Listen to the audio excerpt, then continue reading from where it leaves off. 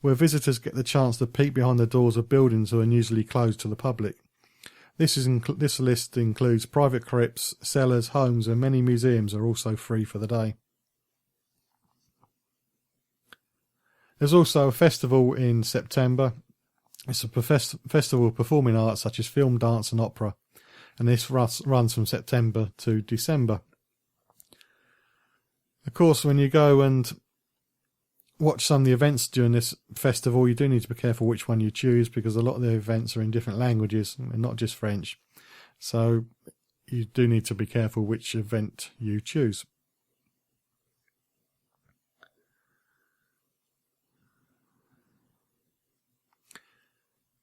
And in November, there's a nationwide classical musical event where a wide range of concerts from 50-piece national orchestras down to full small ensembles are held around Paris. For information on these and other events in Paris, visit www.parisinfo.com. You're listening to the John Guinn Travel Show on seclosounds.org. Seclo Sounds exists to bring people and communities together to celebrate all that's best about the city of Milton Keynes. We produce a variety of music and speech programs, and you've heard some of the promos in this show, and we're produced by local people and run by over 60 volunteers. However, there's always room for more, so if you have a program idea or a skill that you want to offer, please send us an email to volunteers@seclosounds.org. And of course, as we're all volunteers, we can't operate without the help from our partners, and one such partner is Interaction. Seclo Sounds is based at the old rectory, which is the home of Interaction MK. They've been bringing arts to life in Milton Keynes for over 35 years. They use the arts to improve the life chances of disabled people and others in challenging circumstances through shared curated activity. Their programs help participants to develop creative, personal and social skills. To find out more, please visit them at www.interactionmk.org.uk. You're listening to the John Guinn Travel Show on seclosounds.org.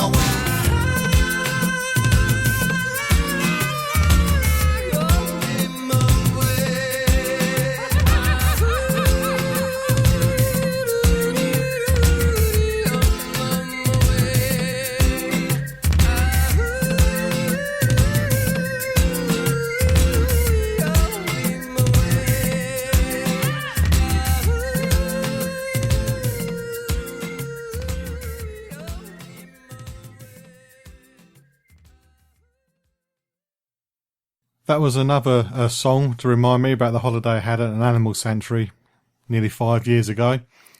The lion sleeps tonight. You've not had a holiday experience until you've been into a lion enclosure to clean it out when the lions are still there, and your colleagues are throwing defrosted frozen chickens over the fence to keep the lions occupied while you're in there sweeping about. Thoroughly recommend it to anybody. And now, travel news.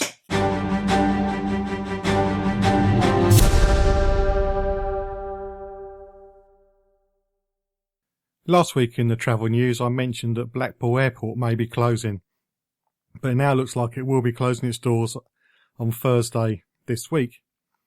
Of course, union leaders have asked the owners of Blackpool Airport to reconsider their decision because this will mean the loss of up to 120 jobs. Passengers due to fly from the airport after next Wednesday are being advised to contact their airlines Jet2, Aer Lingus Regional and Citywing. Blackpool's owner, Balfour Beauty, said that the airport had been losing money for a number of years, and unfortunately there's no option for the company other than to close, it said in a statement released after attempts to find a buyer had failed. I'm sure you're all aware about the current Ebola crisis and the will we won't we screen passengers at the airports, but now there's going to be enhanced screening at Heathrow, Gatwick and Eurostar terminals for passengers arriving in the UK from areas hit by Ebola. But enhanced screening means it'd be a basic questionnaire and possible medical assessment rather than US-style temperature screening. Downing Street announced that the test would be put in place at UK borders for travellers from the 3 West African nations worst affected, which is Liberia, Sierra Leone and Guinea.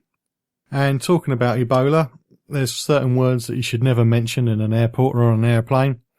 Bomb being one of them, and the other one is Ebola, because an identified USA Airways passenger caused panic after he called out, "I have Ebola," on a flight to the Dominican Republic. The man, who had been coughing during the flight from Philadelphia to the Dominican Republic, shouted, "I've been to Africa," shortly before landing.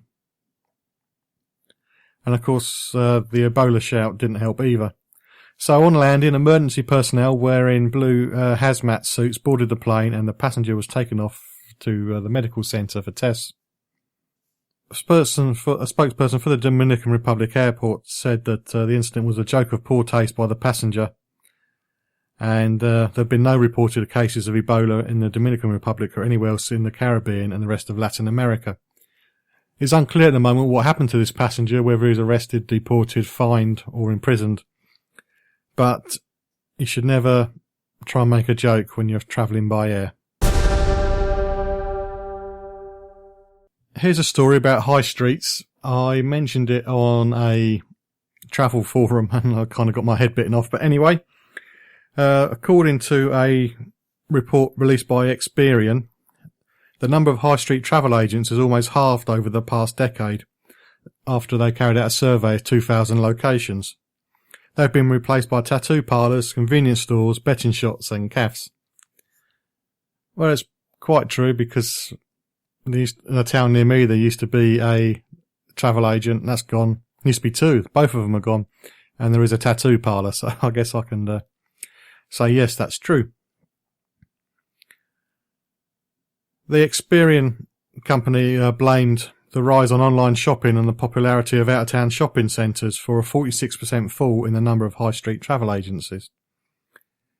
It went on to say that video rental outfits such as Blockbusters has also virtually disappeared due to the launch of online films from people such as Netflix. But the study did find that high streets were becoming more social places and places to go for goods and services that can only be bought in person. Well, when I mentioned this on the travel agent forum, I just suggested perhaps high street travel agents should adjust the way they offer their services. But apparently I was wrong. But what do you think? Do you use high street travel agents? If you do, why? And if you don't, why not? What if you don't use a high street travel agent, what could they do to entice you to come in? Just let me know. Facebook.com/John Guinn Travel Show.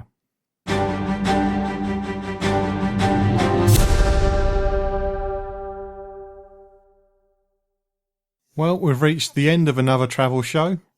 Hopefully the second part of my information on Paris wasn't too badly pronounced and you did learn something from it. And perhaps you're going to be going there before Christmas to get some bargains or just to chill out for a couple of days. And the Quito, if you've been, please share your experiences at facebook.com/John Guinn Travel Show.